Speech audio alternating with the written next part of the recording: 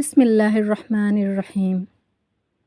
آج کی اس ویڈیو میں ہم بات کریں گے ایک ایسی عبادت پر جو زبان سے نکلتی ہے، دل میں بسی ہوتی ہے اور عمل سے ظاہر ہوتی ہے۔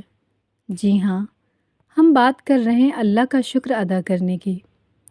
شکر کرنے کی فضیلت قرآن و سنت میں بڑی اہمیت رکھتی ہے۔ اللہ تعالیٰ نے قرآن مجید میں اور نبی اکرم صلی اللہ تعالیٰ علیہ وآلہ وسلم نے اپنی احادیث میں بارہا شکر گزاری کی تلقین فرمائی ہے۔ شکر کرنے کی فضیلت بہت زیادہ ہیں اور اس کی بہت سی روحانی اور دنیاوی فوائد ہیں۔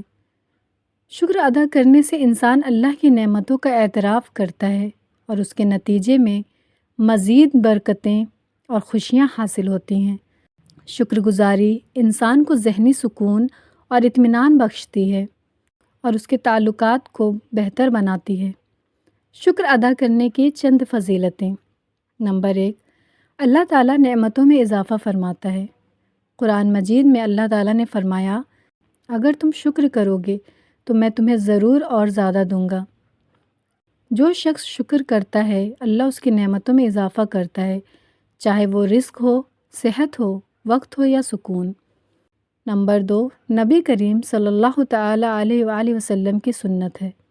حضرت عائشہ رضی اللہ تعالیٰ عنہ فرماتی ہیں، رسول اللہ صلی اللہ تعالیٰ علیہ وآلہ وسلم رات کو اتنا لمبا قیام فرماتے کہ آپ کے پاؤں سوج جاتے۔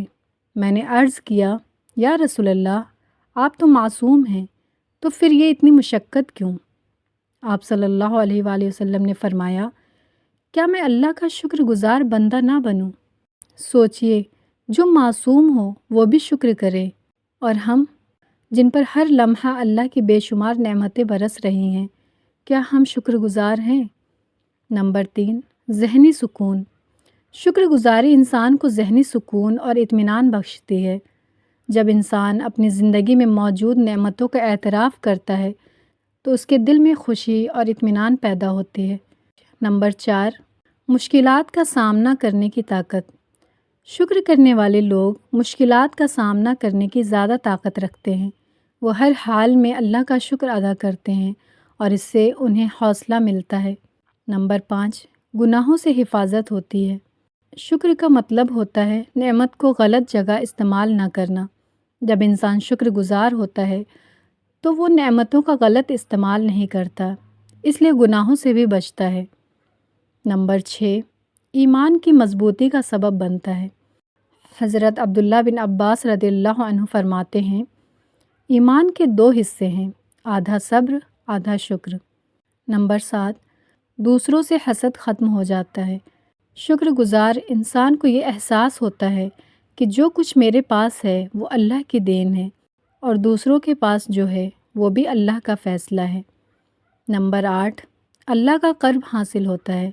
اللہ تعالیٰ قرآن کریم میں فرماتا ہے، میرے بندوں میں کم ہی شکر گزار ہوتے ہیں، یعنی شکر گزار بندہ خاص بندوں میں شامل ہوتا ہے۔ نمبر 9، قیامت میں بلند درجات۔ حدیث کے مطابق اللہ قیامت کے دن شکر کرنے والوں کو بلائے گا اور ان کا خاص انعام دے گا۔ نمبر 10، جہنم سے نجات کا ذریعہ۔